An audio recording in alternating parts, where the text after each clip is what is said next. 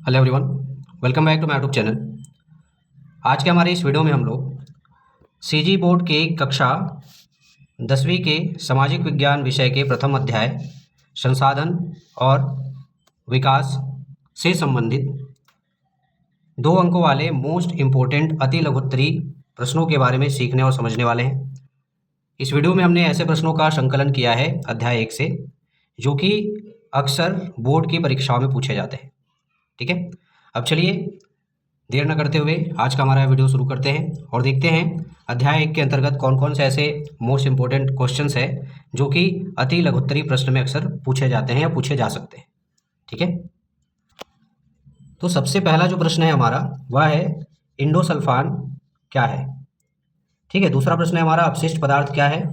तीसरा प्रश्न है अनवीकरणीय संसाधन क्या है। चौथा है संसाधन विकास को किस प्रकार प्रभावित कर सकता है, इसके बारे में हमको लिखना है। ठीक है, और पांचवा प्रश्न है प्राकृतिक संसाधन किसे कहते हैं, किन्हीं 2 नवीकरणीय संसाधनों के नाम बताइए। ठीक है, तो अध्याय 1 के अंतर्गत अति लघुत्तरी प्रश्न की श्रेणी में मुख्य रूप से 5 प्रश्न हमने यहाँ पर रखे हैं जो कि अक्सर सीजी बोर्ड की कक्षा 10वीं की परीक्षाओं में पूछे जाते हैं। ठीक है, अब इन प्रश्नों के उत्तर हमें कैसे लिखना है इसका आगे हम लोग विस्तार से चर्चा करेंगे। ठीक है, तो चलिए आगे चलते हैं। तो हमारा सबसे पहला प्रश्न क्या है, तो हमारा सबसे पहला प्रश्न है इंडोसल्फान या एंडोसल्फान लिखा मिलेगा कहीं कहीं पे आपको, क्या है इसको हमको बताना है। तो इसका जो उत्तर है हम इस प्रकार से लिख सकते हैं, इंडोसल्फान एक रासायनिक क्लोरीन युक्त आर्गेनोक्लोरीन कीटनाशक है। यह एक बहुत ही विषैला रसायन है। इसका उपयोग कृषि के क्षेत्र में कीटों के नियंत्रण के लिए किया जाता है। ठीक है, इस प्रकार से हम इसका उत्तर जो है लिख सकते हैं। क्लियर है। अब इंडोसल्फान क्या है इसको थोड़ा सा समझने का प्रयास करते हैं। ओके, अब इंडोसल्फान क्या कह रहा है इसमें, तो देखिए इंडोसल्फान एक कृषि रसायन होता है। ठीक है, यहाँ पे इसका नाम दिया हुआ है क्लोरीन युक्त ऑर्गेनोक्लोरीन कीटनाशक होता है। ठीक है, कहने का मतलब है इंडोसल्फान में क्या होता है, क्लोरीन होता है। ठीक है, इसका प्रयोग कहाँ पे किया जाता है, तो कृषि के क्षेत्र में विभिन्न हानिकारक कीटों को नष्ट करने के लिए, उनको नियंत्रित करने के लिए इसका इस्तेमाल किया जाता है। ठीक है, एक चीज़ का और ध्यान रखेंगे, यह जो इंडोसल्फान है वह एक बहुत ही विषैला रसायन होता है जो जानलेवा हो सकता है। ठीक है, तो ये हो गया इंडोसल्फान क्या है। अब आगे बढ़ते हैं हमारे अगले क्वेश्चन की तरफ। क्वेश्चन नंबर 2 है अपशिष्ट पदार्थ क्या है या अपशिष्ट पदार्थ किसे कहते हैं। ओके, तो इसका उत्तर हम इस प्रकार से लिख सकते हैं, वे सभी पदार्थ जिनसे उत्पादन के पश्चात उस पदार्थ से संबंधित सभी अनुपयोगी तत्वों को फेंक दिया जाता है, वे अपशिष्ट पदार्थ कहलाते हैं। ठीक है, उदाहरण में लिया है हमने फसलों के डंठल, पत्तियां, ठीक है, या गन्ने की खोई इत्यादि। ठीक है, तो अपशिष्ट पदार्थ क्या है, वे सभी पदार्थ जिनसे उत्पादन लेने के पश्चात उस पदार्थ से संबंधित जो अनुपयोगी तत्व होते हैं या अनुपयोगी जो पदार्थ होते हैं उनको क्या कर दिया जाता है, बाहर निकाल दिया जाता है, फेंक दिया जाता है, वही क्या कहलाते हैं, अपशिष्ट पदार्थ कहलाते हैं। जैसे यहाँ पे फसलों के डंठल की बात की गई है। ठीक है, फसल की मिसाई वगैरह करने के पश्चात में जो फसल अवशेष बचता है, जो डंठल या फसल से संबंधित जो पत्तियां बचती है, ठीक है, वे क्या कहलाएंगे, अपशिष्ट पदार्थ कहलाएंगे। वैसे ही गन्ने की खोई, गन्ने से रस निकालने के पश्चात गन्ने का जो हिस्सा बचता है उसको खोई बोला जाता है। ठीक है, तो आमतौर पे उस खोई का कोई इस्तेमाल नहीं होता है, इसलिए गन्ने का जो खोई है वह भी एक अपशिष्ट पदार्थ होगा। क्लियर। ओके, चलिए आगे चलते हैं। हमारा प्रश्न क्रमांक 3 है अनवीकरणीय संसाधन क्या है। ठीक है, इसके बारे में हमको लिखना है। तो इसका उत्तर हम इस प्रकार से दे सकते हैं या लिख सकते हैं, वे प्राकृतिक संसाधन जो पृथ्वी पर सीमित मात्रा में उपलब्ध है, जिन्हें एक बार उपयोग करने के बाद दोबारा प्राकृतिक रूप से या जल्दी प्राप्त नहीं किया जा सकता, वे अनवीकरणीय संसाधन कहलाते हैं। जैसे खनिज तेल, कोयला, लोहा इत्यादि।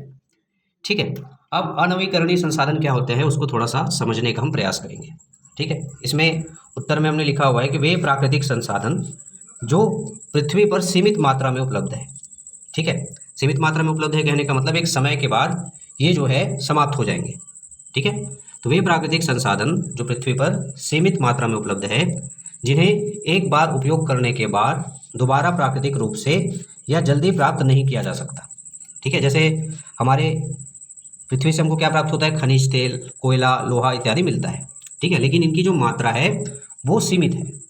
ठीक, क्योंकि लोहा, कोयला या खनिज तेलों को बनने में लाखों करोड़ों वर्षों का समय लगता है। अभी हम जो खनिज तेल या कोयला या फिर लोहा जो इस्तेमाल में ला रहे हैं, उनको बनने में लाखों करोड़ों वर्ष लगे, ठीक है, और इनकी मात्रा क्या है, सीमित है। यदि एक बार ये समाप्त हो गए तो इनको प्राकृतिक रूप से बनने में या जल्दी उपलब्ध होने में लाखों करोड़ों वर्षों का समय लगेगा, ठीक है। तो ऐसे संसाधन जिनकी मात्रा पृथ्वी पर सीमित हो तथा जिनका उपयोग करने के बाद उनको दोबारा प्राकृतिक रूप से प्राप्त कर पाना या जल्दी प्राप्त कर पाना असंभव हो, वे संसाधन क्या कहलाते हैं, अनवीकरणीय संसाधन कहलाते हैं। क्लियर है? ओके, चलिए अगले क्वेश्चन की तरफ बढ़ते हैं। ओके, हमारा अगला क्वेश्चन है, संसाधन विकास को किस प्रकार प्रभावित कर सकता है। ठीक है, इसका उत्तर हम इस प्रकार से लिख सकते हैं, प्राकृतिक संसाधन विकास के मूल आधार होते हैं। मूलतः कृषि, खनन, निर्माण, ऊर्जा के क्षेत्र इत्यादि से संबंधित विभिन्न उत्पादन कार्य प्राकृतिक संसाधनों पर निर्भर करते हैं। अर्थव्यवस्था के अन्य क्षेत्र भी विभिन्न स्तरों पर प्राकृतिक संसाधनों पर ही निर्भर होते हैं।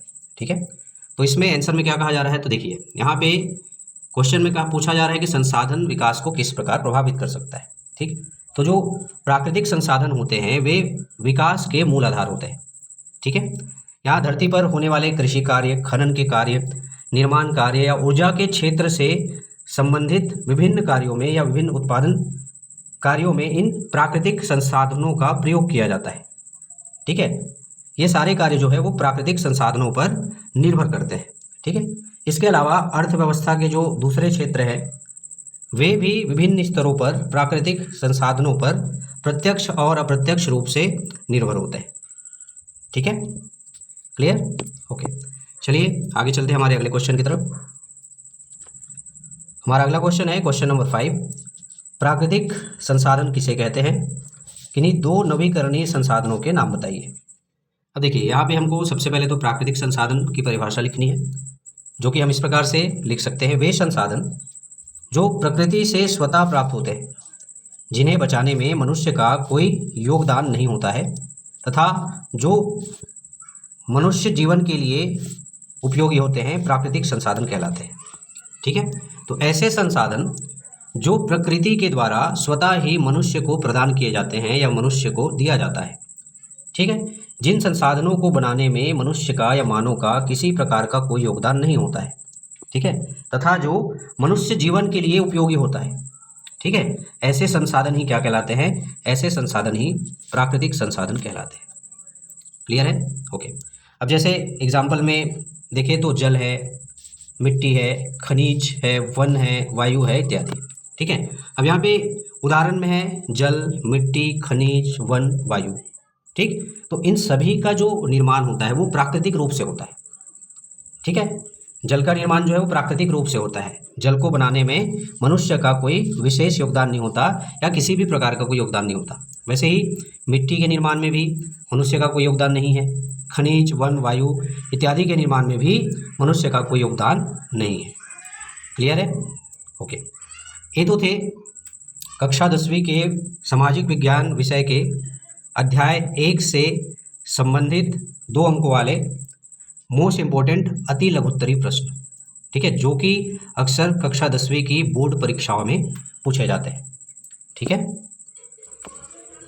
आई होप आप सभी को अध्याय 1 से संबंधित जो अति लघुत्तरी प्रश्नों का ये क्रम है वो पसंद आएगा तथा इसमें सम्मिलित जो भी प्रश्न है वो आपके बोर्ड परीक्षा के दृष्टिकोण से यूज़फुल और हेल्पफुल साबित होगा। ठीक है, तथा मैं यह भी उम्मीद करता हूँ कि मेरा यह वीडियो जो है आप लोगों को पसंद आएगा तथा आपके एग्ज़ाम के दृष्टिकोण से यह यूज़फुल होगा। ओके, तो यहाँ तक बने रहने के लिए, वीडियो को अंत तक देखने के लिए मैं आप सभी का बहुत बहुत धन्यवाद करता हूँ।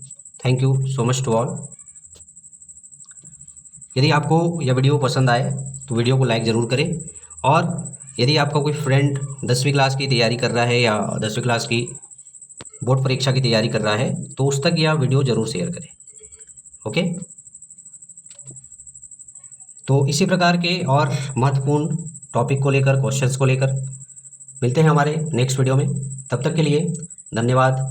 Thank you so much.